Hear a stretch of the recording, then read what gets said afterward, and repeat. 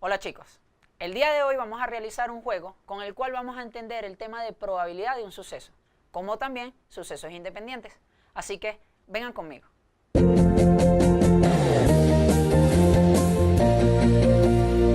Para comenzar con la clase de hoy vamos a decir de qué consiste el juego. Nosotros tenemos 3 bolsas, en cada una de ellas hay una cierta cantidad de esferas y nosotros queremos identificar en cuál es más probable sacar una esfera roja. En la primera tenemos una verde, una amarilla, 2 rojas. En la segunda tenemos 3 verdes, una roja, 2 amarillas. Y en la tercera tenemos 2 rojas, 2 amarillas y una verde. ¿Cuál será la más probable? ¿Cuál será la indicada? Bueno, eso lo vamos a ir viendo poco a poco. Lo primero que nosotros debemos conocer es qué es un experimento. Un experimento es el proceso a través del cual se puede obtener una observación. Por ejemplo, unos experimentos clave serían estos que tenemos acá: el lanzamiento de un dado o el sacar una carta de una baraja. Otra cosa que es de suma importancia es identificar que los experimentos pueden ser deterministas, que quiere decir no aleatorios, y otros que son aleatorios. Vamos con los deterministas. Los deterministas son aquellos donde el resultado se puede predecir desde un principio. Por ejemplo, lanzar una piedra. Nosotros podemos predecir desde un principio que la piedra tocará el suelo. Como también colocar agua en fuego, podemos predecir que hervirá.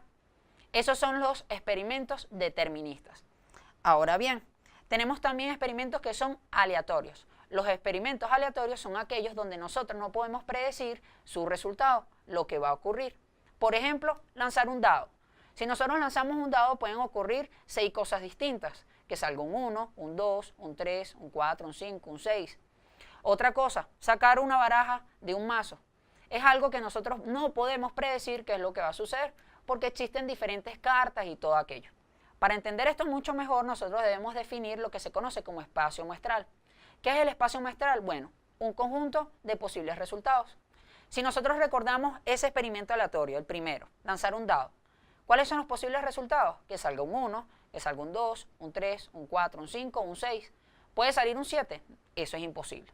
Nosotros tenemos como posibles resultados el 1, el 2, el 3, el 4, el 5 y el 6, lo cual en conjunto forman una muestra. Esto se conoce como muestra. ¿Qué sucede? Cada uno de los resultados de esta muestra, cada uno de esos posibles resultados, se conocen como sucesos. Y los sucesos nosotros los podemos identificar de distintas maneras.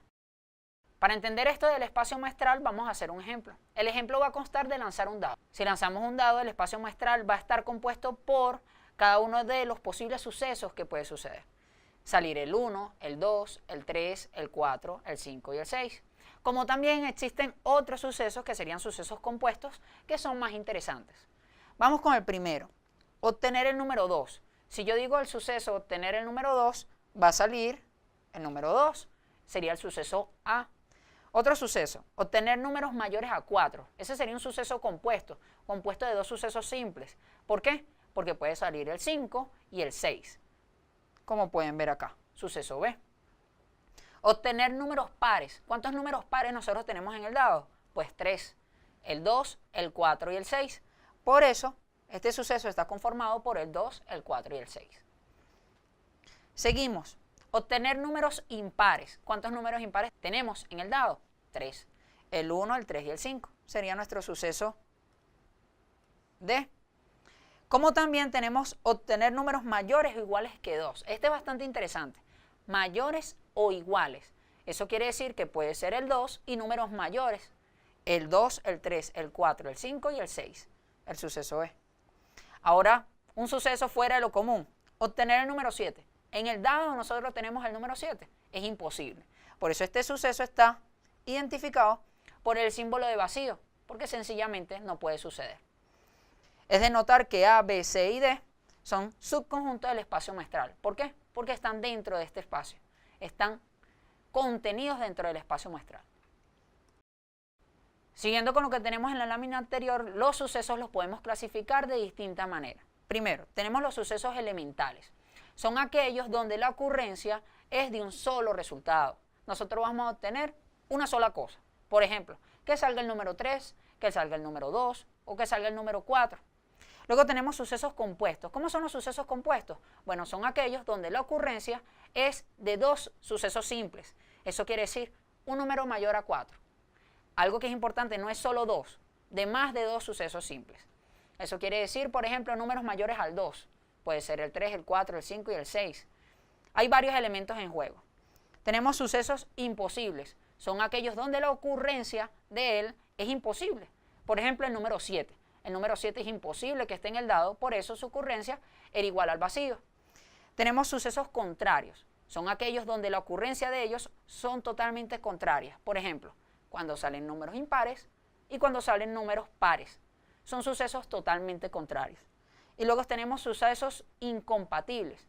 Los sucesos incompatibles tienen que ver con el anterior. ¿Por qué? Porque la ocurrencia de ellos no puede pasar al mismo tiempo. Algo que es de suma importancia es decir que los sucesos pueden ser independientes o dependientes. Los sucesos son independientes cuando uno no está relacionado con el otro, o que la realización de uno o la ocurrencia de uno no condiciona la ocurrencia del otro. Eso es de suma importancia. ¿Por qué? Por ejemplo, tenemos el suceso A que corresponde a que salga en un dado el número 3. Como podrán ver, yo lanzo el dado sin problema alguno. Luego tengo un suceso B que corresponde a que salga la cara de una moneda. Si ustedes ven, son dos sucesos que son totalmente independientes, porque lanzar el dado no hace o no crea una dependencia al lanzar la moneda. Eso quiere decir que la ocurrencia del suceso A no condiciona la ocurrencia del suceso B. Sucesos dependientes son dos sucesos que sí deben tener una relación. ¿Por qué? Porque la ocurrencia de uno tiene algo o hace alguna cosita en la ocurrencia del suceso B. ¿Cómo es esto? Si nosotros tenemos un mazo, de ese mazo nosotros extraemos una carta y ese es mi primer suceso, ese extraer la carta sin devolverla causa algo. Y es que el manojo ya cuente con un número de cartas más pequeños. Eso quiere decir que si luego yo quiero agarrar y hacer este suceso B, que es decir, sacar una segunda carta, la ocurrencia va a ser totalmente distinta a la del primero. ¿Por qué? Porque ya el manojo es totalmente distinto. ¿Qué sucede aquí de importante? Estos sucesos son dependientes, esto se debe a que la ocurrencia de A hace que el manojo quede con un número de cartas menor, lo cual afectará la ocurrencia del suceso B. Eso quiere decir que la ocurrencia del suceso A causa algo en el suceso B. Eso quiere decir que son dependientes. Probabilidad de un suceso, que es lo interesante. La probabilidad de un suceso nos va a ayudar a resolver ese problema del principio. La probabilidad de un suceso es lo que me logra medir la ocurrencia de un suceso. Como dice aquí, la probabilidad de un suceso es una medida que indica la posibilidad que ocurra el mismo. Para determinar la probabilidad de un suceso se utiliza una ley que se conoce como la ley de Laplace. Se escribe P de A, que hace referencia a la probabilidad del suceso A. ¿Y cómo se hace la ley de Laplace? Bueno, es una división entre los casos favorables y los casos posibles. Por ejemplo, si yo quiero la ocurrencia de un suceso que sería el lanzar un dado que salga el 3, ¿cuál es mi caso a favor? Que salga el 3. ¿Y cuáles son los posibles resultados? Que salga el 1, el 2, el 3, el 4, el 5, el 6. 6 posibles resultados. Ahí eso se crea un cociente que me permite identificar la probabilidad de un suceso. ¿Cuál es la probabilidad de obtener al lanzar el dado un resultado inferior a 4? Si nosotros pensamos, el suceso va a corresponder a que salga un número menor a 4. Un número menor a 4 sería el 3, el 2 y el 1. 3 casos a favor. Eso es lo importante. 3 casos a favor, ¿por qué? Porque puede salir el 3, puede salir el 2, puede salir el 1. ¿Cuántos casos posibles tenemos? Las distintas caras que puede tomar el dado. Son 6 caras distintas. Por eso, casos favorables son 3. Casos posibles son 6. De esta manera nosotros podemos escribir con la ley de Laplace que esto será el cociente entre 3 y 6. Simplificando un poquito, simplificamos a 3, quedando un medio. De esta manera puedo decir que la probabilidad de este suceso, que salga un número más pequeño que 4 al lanzar un dado, va a ser de 0,5. Eso quiere decir alrededor del 50%. ¿Qué quiere decir esto? Bueno, hagamos otro ejemplo para entender mucho mejor. Allá la probabilidad de lanzar 2 monedas y que salgan 2 caras. Si yo lanzo 2 monedas pueden ocurrir distintas cosas. Que salga cara a cara, que salga sello sello, que salga cara sello o sello cara. 4 casos distintos, 4 posibilidades. Eso quiere decir que las posibles van a ser 4. Los posibles sucesos son 4. ¿Y cuáles son mis casos a favor? Que salga cara a cara. Eso quiere decir que a favor yo tengo un solo caso. Como podrán ver, cara a cara, sello cara, cara sello, sello sello, posibles casos. De esta manera, ¿qué puedo decir? Aplicando la ley de Laplace, que los casos favorables van a ser 1, que corresponde a que salgan las dos caras, y que los casos posibles son 4, que corresponden a todas esas posibilidades que existen. De esta manera, yo voy a escribir el cociente de los casos favorables entre los posibles, que corresponde a un cuarto, y un cuarto corresponde a 0,25, un 25% de la probabilidad. ¿Qué sucede? Como dice en la parte de abajo, P de A, que corresponde a la probabilidad de A, si es más cerca de 1, quiere decir que es mayor la probabilidad de la ocurrencia. Eso quiere decir que ese número que nosotros obtenemos en el cociente, mientras más cerca esté de 1, quiere decir que más posible es su ocurrencia. De esta manera podemos decir que el ejemplo número 1 es más ocurrente que este que acabamos de hacer, porque el primero es 0,5, es más cercano a 1. En cambio este es 0,25, que está un poquito más lejano. De esta manera podemos identificar qué es más probable y qué es poco probable.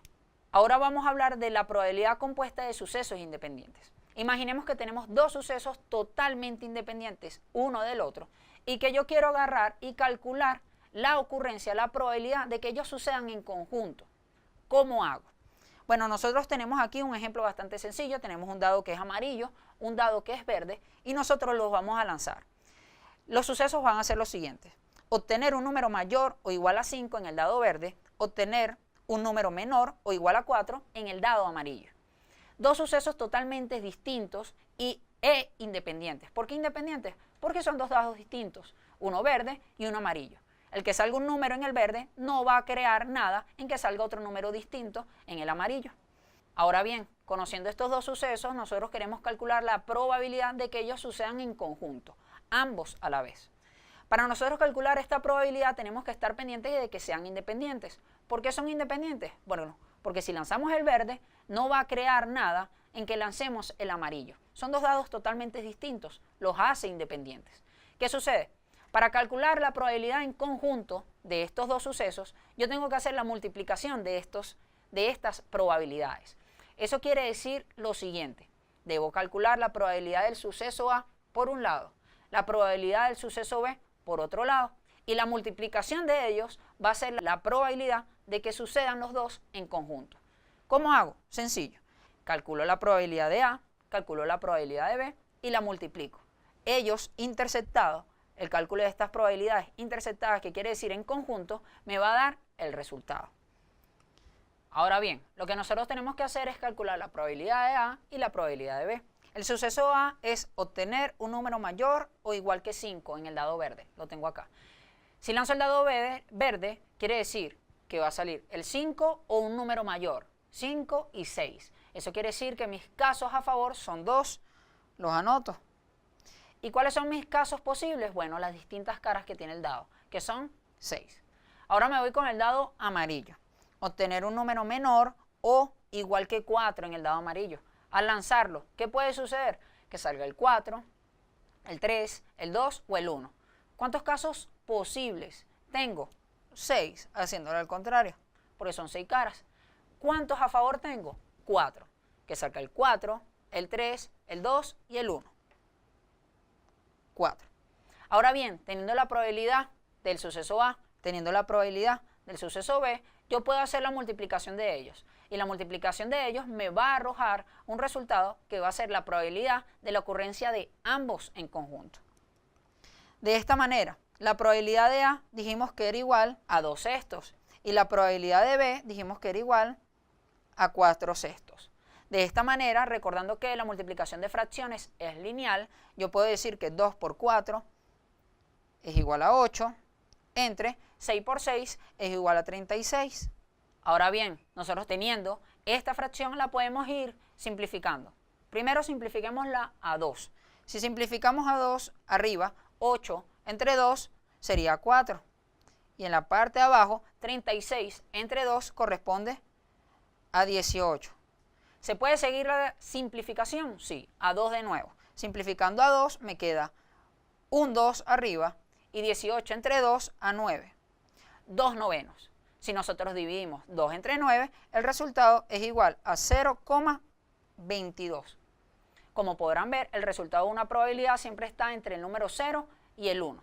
Y me dice qué tan probable es que suceda. En este caso, 0,22. Algo que está de este lado es un diagrama de Venn, donde pueden ver que cuando hablamos de calcular probabilidades en conjunto de sucesos independientes, nosotros estamos hallando la intersección entre las dos probabilidades, que es ese espacio sombreado en la figura.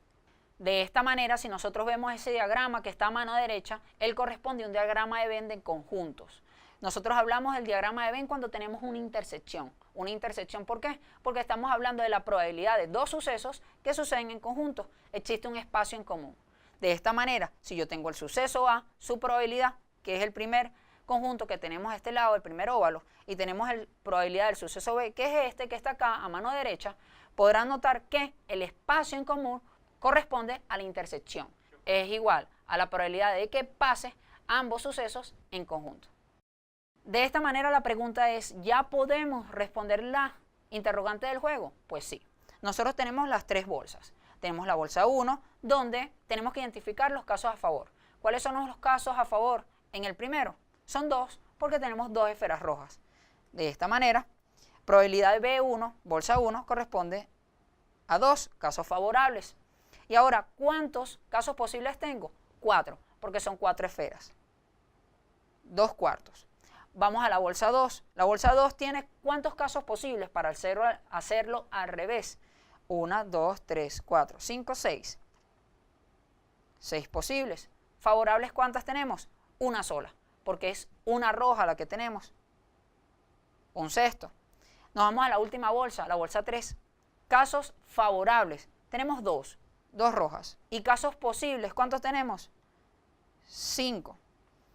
Esta primera fracción que nosotros tenemos, que corresponde a la probabilidad de la bolsa 1, si nosotros podemos calcular la división de 1 entre 2, que corresponde a un medio, sabemos que es igual a 0,5. Ya tenemos la primera probabilidad. Ahora nos vamos a la probabilidad de la bolsa 2. 1 entre 6 corresponde a 0,16. Ya tengo la probabilidad de la bolsa número 2. Y ahora 2 quintos, 2 entre 5, corresponde a 0,4. De esta manera la pregunta para ustedes, o también para mí, ¿cuál es la bolsa donde es más probable sacar una pelota roja o una esfera roja? La que es más cercana a 1. ¿Cuál es más cercana a 1? El 0,5, que corresponde a la bolsa número 1. La bolsa número 1, que lo vamos a colocar aquí, es la más probable. Para concluir con la clase de hoy, vamos a recordar que estuvimos hablando de la probabilidad de un suceso. Y para esto teníamos que entender qué era un experimento, qué es un espacio muestral, qué es la probabilidad de un suceso, qué son sucesos independientes, sucesos dependientes. Y algo que es más interesante es que la probabilidad nos puede ayudar a entender mucho mejor o a calcular la ocurrencia de un suceso de nuestra vida cotidiana. Así que los espero en la próxima clase. Chao.